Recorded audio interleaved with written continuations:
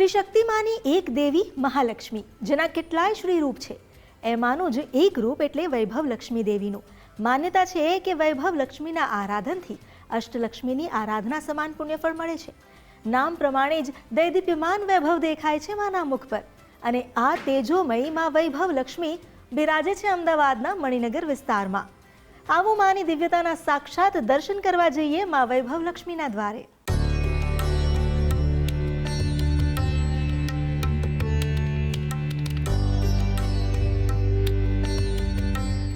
આસ્થાના સથવારે મનમાં ભક્તિનો દીપ જલાવી આપણે આવી પહોંચ્યા છીએ માં લક્ષ્મીના સ્થાનકે. અમદાવાદના મણિનગરમાં આવેલું માં વૈભવ લક્ષ્મીનું મંદિર. મંદિરમાં બિરાજે છે અતિ પ્રદીપમાન માં વૈભવ લક્ષ્મી. મણિનગરના ગોરધનવાડી વિસ્તારમાં આવેલું આ મંદિર આમ તો ખૂબ નાનું છે, પણ અહીં આસ્થા દેવીની દિવ્યતાની સમાન અમાપ છે. માનો જયનાદ પોકારી ભક્તા મંદિરમાં પ્રવેશે છે ત્યારે તેના વિકારો દ્વારની બહાર જ રહી જાય છે. મંદિરના ગર્ભગૃહમાં શુભ્ર મમતાળુ છબી બેઠી છે, જેની પ્રભા છે અતિ ઓજસ્વી. માનો પાવનકારી પ્રભાવ અને તેમના પ્રકાશ માયા ચક્ષુમાંથી સ્ફુરિત તેજ મનને જાણે ઉજ્જવલ કરે છે. માતાનું આ દિવ્ય ઓજસ્વી સ્વરૂપ, જેનો વૈભવ ભક્તો માટે તો માં વૈભવ લક્ષ્મીનો સાક્ષાત્કાર જ છે. દેવી વૈભવ લક્ષ્મીની પ્રતિમાના દર્શન કરતા જ જાણે મનમાં અનોખી પ્રીત જાગે છે. અંદાજે 26 વર્ષ પૂર્વે આસ્થાનું આ સ્થાન આકાર પામ્યું હતું, એ પણ માની પ્રેરણા અને એક ભક્તના પ્રયાસથી. અમારા અહીંયા અમારા દાદા છે, જેમનું નામ છે અરવિંદભાઈ જાની. પહેલાં અહીંયા એ મિકેનિકનું કામ કરતા હતા, પણ વૈભવ લક્ષ્મી માતાજી એમને સપનામાં એને કીધું કે મારું મંદિર બનાવી દે. બીજા જે દિવસે એમણે બધું જ વાઇન્ડઅપ કરી અને મંદિરની સ્થાપના કરી, લગભગ 26 વર્ષ પહેલાં. હા, મંદિર બનાવ્યા બાદ લગભગ એમણે 10 વર્ષ સેવા પૂજા આપી.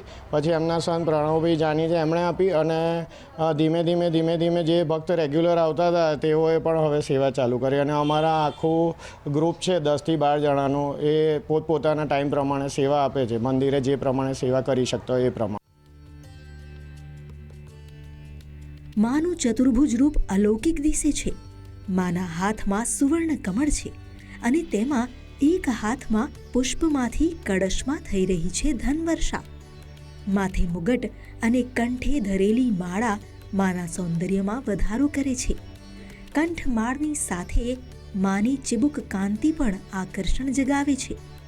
વસ્ત્ર શણગારની સજાવટ મા પર દીપે છે. માની મૂરતનો સુંદર શણગાર ભક્તોના મનમાં વસી જાય તેવો છે. જો કે શણગારથી પણ વધુ દૈદીપ્યમાન આભા માના મુખ પર રેલાય છે. એવી આભા કે જેને જોતા જ બે હાથ જોડાઈ જાય અને માથું મા સામે ઝૂકી જાય. માની મૂરત સામે જ કુર્મ પૃષ્ઠ પર શ્રી યંત્ર સ્થાપિત છે, જેના દર્શન કરી ભક્તો સમૃદ્ધિની કામના કરે છે. અહીં માના ચરણોમાં શીશ નમાવી ભક્તો પોતાના તમામ દુઃખ માના ચરણે ધરી દે છે અને મનોમન પોતાની મનોકામના પણ જણાવે છે. મા પણ પોતાના ભક્તોના ભાવથી પ્રસન્ન થઈ તમામ મનોકામના પૂર્ણ કરે છે. તો માની મમતાનો આભાર માનવા ભક્તો વિશેષ રૂપે માની આરાધના કરે છે. પદ્મધારિણી આ પદ્મિની દેવીને કમળના પુષ્પ અને ગુલાબ અર્પણ કરી ભક્તો ભાવપૂર્વક તેનું શરણું સ્વીકારે છે. એવું શ્રદ્ધા માટે એવું કહેવાય છે કે તમારે જ્યારે ભગવાનની સામે ભગવાનને તમે સાચા દિલથી યાદ કરો એટલે માંગવું પડે જ નહીં, ભગવાન તમને આપી જ દે. હવે હું નહીં, પણ મારી સાથે મારા ઘણા મિત્રો કે જેમને નાના મોટા પ્રશ્નો હોય એમને હું સાથે લઈને આવું અને ખાલી એવું કહે કે ભાઈ 3 કે 5 શુક્રવારની બાધા એટલે એમ કે હાજરી આપવાનું રાખજો.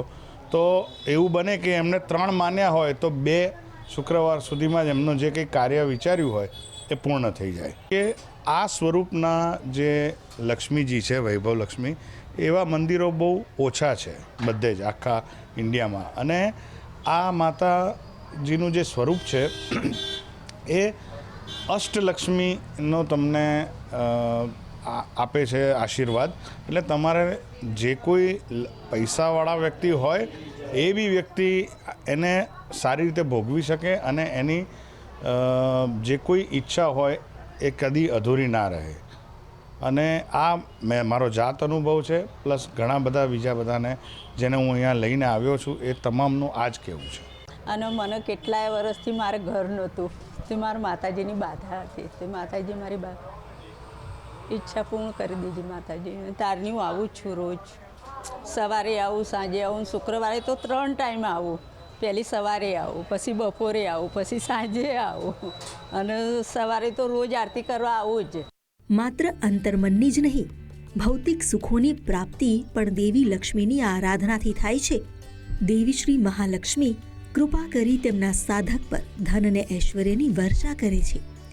એટલે જ તો મંદિરમાં બિરાજિત માતાના દર્શનાર્થે દૈનિક રૂપે તો ભક્તોની ભીડ જામે જ છે. પરંતુ માને રીઝવવા દિવ્ય સાધના પર્વ ચૈત્રી નવરાત્રિમાં તો જાણે ભક્તોનું કિડિયારું ઉભરાય છે. ચૈત્રી નવરાત્રિના જપ તપ અને ઉપાસનાના પર્વમાં કોઈ પણ દેવી ભક્ત માની શરણે આવવાનું ચૂકતા નથી. દેવીની શરણે આવી ભક્તો શ્રીફળ, કમળ, પ્રસાદ ધરાવી સુખાકારી માટે પ્રાર્થના કરે છે. ગોરધનવાડી વૈભવલક્ષ્મી મંદિરે બુદ્ધ પૂર્ણિમા વૈશાખ સુદ પૂનમે પાઠ ઉત્સવ હોય છે. એમાં 108 કમળનો હોમ કરવામાં આવે છે, 108 કમળ શ્રી સુક્તમના પાઠ કરવામાં આવે છે.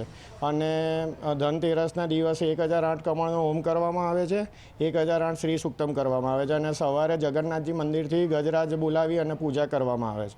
લક્ષ્મીજીનું વાહન હાથી છે, એટલે આપણે હાથી એટલા માટે બોલીએ છીએ કે લક્ષ્મીજી સાક્ષાત હાજર થાય. સૌ કોઈ માની સેવામાં લીન થઈ આનંદ અનુભવે છે. દુનિયાની મહારાણી સામે કોનું કેવું પદ? બધા તેના બાળ, અને બાળકો માની યથાશક્તિ તથા ભક્તિ કરી રાજી થાય છે. તો માં પણ જાણે ભક્તોના પ્રયાસથી હરખાય છે. મંદિરનું ટ્રસ્ટ નથી, પણ અહીંયા એવું નથી કે મંદિર ટ્રસ્ટી ચાલે છે. જે બી કોઈ પોતાના મનથી અને સેવા આપે છે એ બધા ટ્રસ્ટી.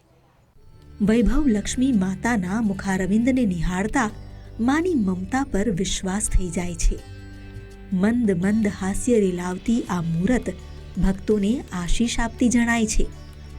આસ્થા અને ભક્તિ આપોઆપ અહીં માના સાનિધ્યમાં પાંગરી ઉઠે છે, અને સાથે જ મનમાં માની છબી કાયમી કંડારાઈ જાય છે. કેમેરા પર્સન યજ્ઞમોહન સાથે માનસી પટેલ, ગુજરાત ફર્સ્ટ, અમદાવાદ.